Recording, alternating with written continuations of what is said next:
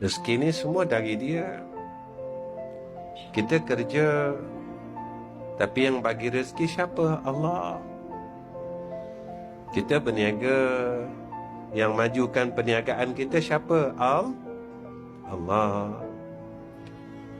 Jangan lupa perkataan la haula wala quwata illa billahil aliyyil azim. Ya Allah, aku tak ada daya nak buat baik kalau kau tak tolong aku. Ya Allah, aku tak ada daya nak tinggal benda jahat kalau kau tak tolong aku. Tak payah susun doa susah-susah, tuan-tuan. Dengan Allah ni tak payah susun doa susah-susah. Angkat tangan, cakap aja dengan Allah. Ya Allah, boleh tak kau tolong aku? Ya Allah, Ya Allah. Cakap macam tu je dengan Tuhan.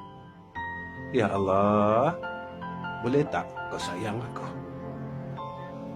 Ya Allah, boleh tak kau redakan aku ni?